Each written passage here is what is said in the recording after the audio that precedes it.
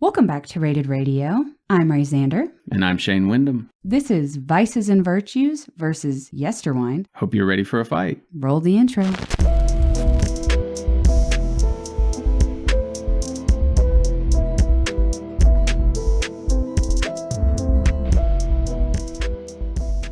All right, so the first album that we are going to cover is YESTERWYNDE by Nightwish. This is their album from 2024, and this was actually Shane's pick for album to cover. And you picked the other one. And I picked the other one, which we will get to in a little bit. Actually hand-picked. Yes, we did. No randomizers. Well, did I handpick Vices and Virtues, or was the new album not available when we picked them? I don't think the new album was available yet. Because I told you to pick some albums from previous artists, and this is what you gave me. So. Oh, okay.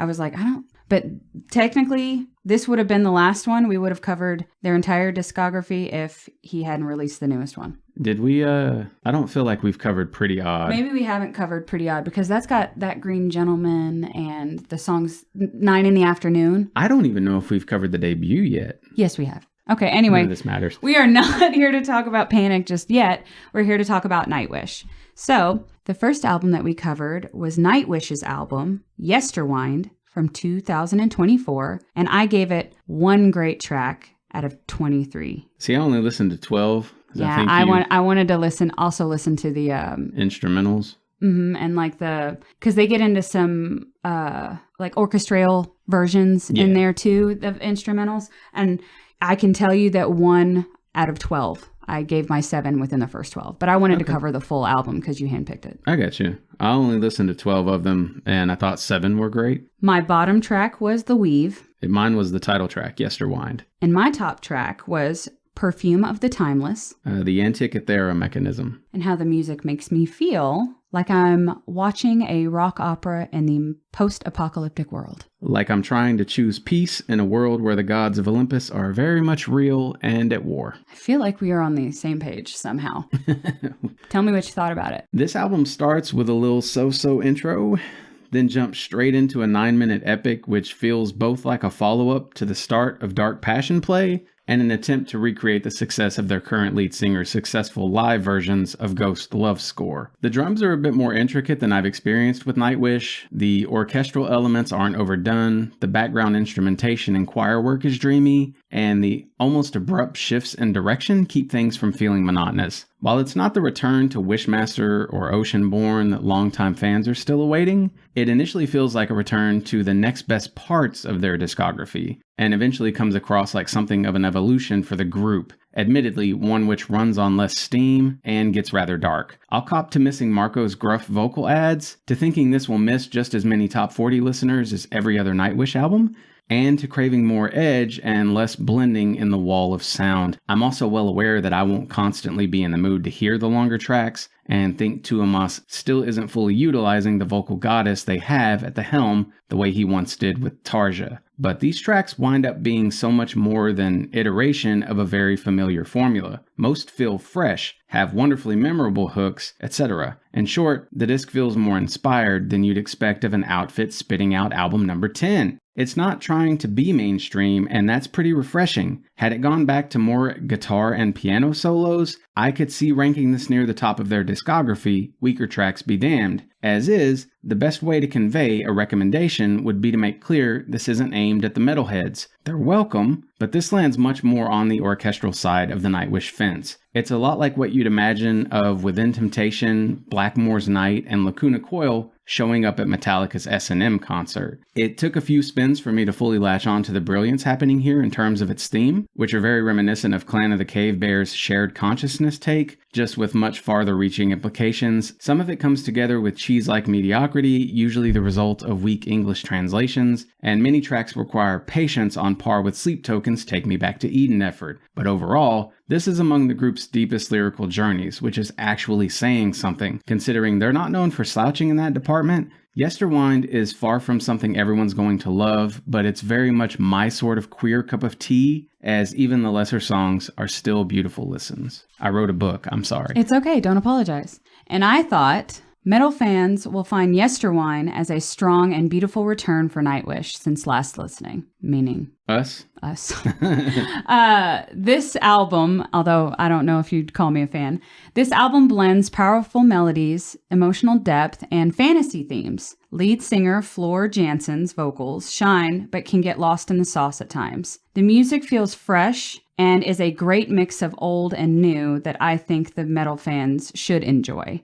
But for me, this host, I'm still getting used to it. Yeah, I'd say we were hearing the same thing for the most part. Yeah. I've just been along for their journey for a lot Yes, you longer. have. So, yes, he's invested way more time and energy, and I'm just dipping my toes in the water, and I'm still getting to know it. So, anyway, I think my review was fair to both myself and hopefully metal fans that will be able to appreciate. For sure. Got it. Good. That's it. That's all she wrote. So, would you like to? Yeah, if we have to, let's take a break.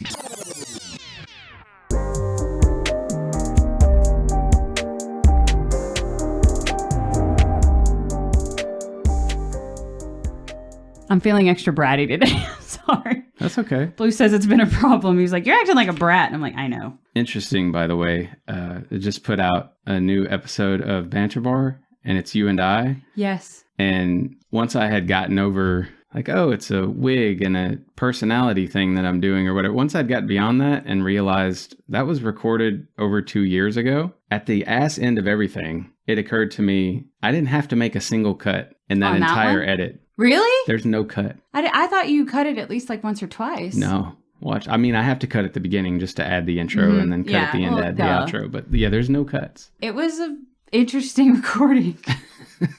How you did that, like 3 or 4 episodes in? And you didn't tell me that you were going to do that. Oh, yeah. I think I was hitting you with different things that night. Like, I think you got Old Man. Old Man. Yes, you had 3 costume California changes. Guy, yeah. I don't even know what the other is. It was weird seeing us, which it's so crazy that you have all this backlog because there are episodes March of 2023. Yes, there are episodes that I recorded years ago, pre-weight loss, and seeing it, I'm like, this is crazy. Mm-hmm. This is crazy because if I just popped into another episode and you took that and just dropped it in, it would be random. And you've lost weight too. Yeah. And your clothing has changed over time. And it's weird to see all those episodes from way back then. Yeah. It's crazy. I was in a bad place. So I was also in a bad place. That was the start of the cancer journey thing. So. And I was going through my emotional roller coaster of realizing, what do I really want in life? Or do I just want what everybody's telling me to want? You know, I think we're both getting to be in a better place. So I'm proud of us. I just thought that was interesting to bring up before we move on here because we struggled just now to do the transition into the break. Yes. But I didn't have to cut anything on a live ass recording where we're just drinking and bullshitting. Yeah. Anyway. Alcohol. The more you know. What was the Billboard hit that we covered? It was a song called Cupid by 50/50. And tell me what you thought about it. If you've ever wanted to hear a female K-pop group do their best impression of a song written by Bruno Mars and David Guetta, this will be up your alley. Myself, I find this only generically listenable, mostly unoffensive to the background ears, but it falls apart some when you put it through the ratings paces. I don't like individual lyric lines being half Korean, half English, since that's overly confusing to listeners of both language extremes. I don't like the melody barely altering throughout the entire track. I don't like the dull rhythm-keeping nature of the instrumental, specifically the drums. I don't like floaty subtraction serving as a bridge, and I definitely don't like the key change toward the end of the song. Again though, this wins the way generic brand Cheerios would. 5 out of 10 stars from me. This bubblegum pop track plays in the background of some monotonous mobile game where you stack fruit or fight cute zombies with hearts for eyes.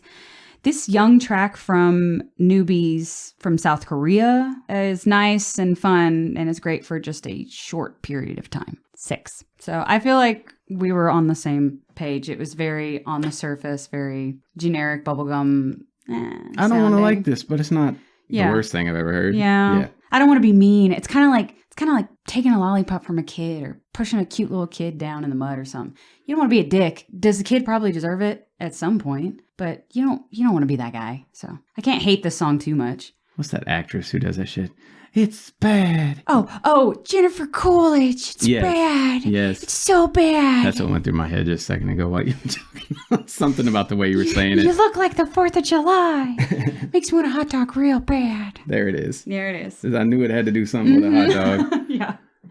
She's having a comeback. I don't know why, but Jennifer Coolidge is having a comeback. The gays love her. Anyway, now that we are refreshed and done talking about Jennifer Coolidge, why don't we go talk about Panic at the Disco? Let's.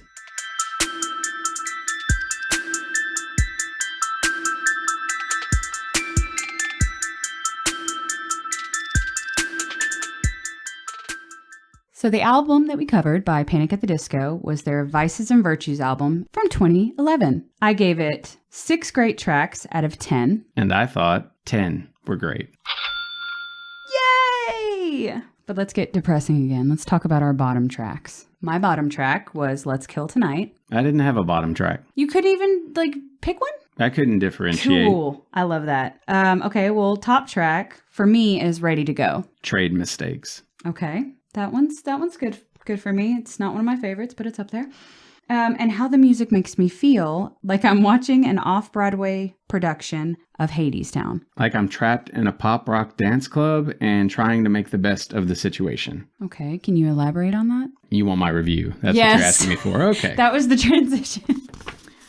Let's see about it. I should have been doing that this whole time instead of saying, tell me what you think about the album. I should have just said, you want to elaborate more on that? Tell me more. Elaborate. Why have we not been doing that? You know those energetic dance scenes in many high school films? That's what the music on this album basically is from start to finish. It has repetition issues, almost universally uninspired bridges, and these Bond-like add-ons to certain track finales, which are a fly in its grape jelly. I'm not much moved by the lyrics, don't think the melodies are very noteworthy, and believe this is definitely the point at which fans of the debut would have found themselves admitting the group was irrevocably transforming out of alternative in favor of pop. That out of the way, this got higher marks from me than you might expect based on all the critiques, because of the band's tight interplay, the extras constantly weaving in and out of the instrumentals, and the fact that every chorus punches the way hooks were meant to. As much as I may want to drop track scores for the routine weaknesses toward their endings, or for the way much of this bleeds together, the fact is that each song is hit-worthy. Taken all at once, I tend to feel overwhelmed by the upbeat droning. Even where the tracks slow or have weird semi-brooding melodies, the drum and bass never leave the proverbial dance. And I'm not outright awestruck by even a single song,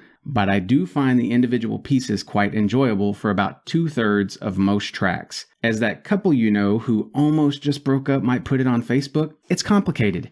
I hate that this mixtape is what you're getting from my first full disc worth of great ratings. Those choruses are monsters though. The production is a stone slab of a foundation. The instrumentation is reliably diverse for the genre in question. There are plenty of pre and post choruses, and I could definitely dig all of it in a shuffled mess of other greatness which kills the general monotony of hearing this played from end to end. I knew I'd get a perfect rating out of you one day. I just knew we hadn't had it yet, because you had told me you liked very specifically this type from Panic, and we had not covered them yet.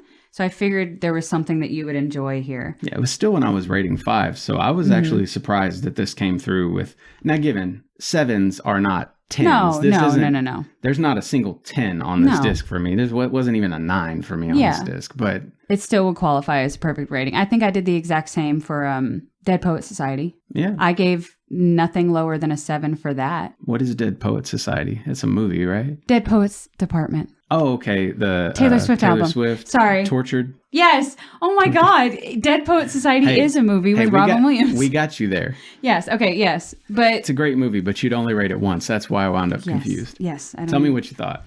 Panic's third studio album comes from a place of pop rock meets starry-eyed vaudevillian roots. Now down to only 2 of the OG band members, Yuri's kaleidoscope of theatrical inspirations, as well as storybook imagery with their very familiar music videos from this album, are both sweet and seductive with a little added flair. The music comes with both the use of conventional and non-conventional pop instruments, and overall I think this one grabs your attention even if it is for short-lived and a slightly extra bit of time. Meaning Fair. extra in quotations. Please like or subscribe if you're still listening. And remember, you can send us all kinds of feedback to rated_radio@yahoo.com. Ray? Vices and Virtues, one for me. What about you, Shane? Even though I likely won't return to nearly half of Yesterwine and gave Vices and Virtues something of a perfect rating, I have to give this one to Nightwish. Why? 2 reasons. 1, Yesterwine floored me with wonder in certain spots, and 2, that album is about 100 times more unique than the Panic album.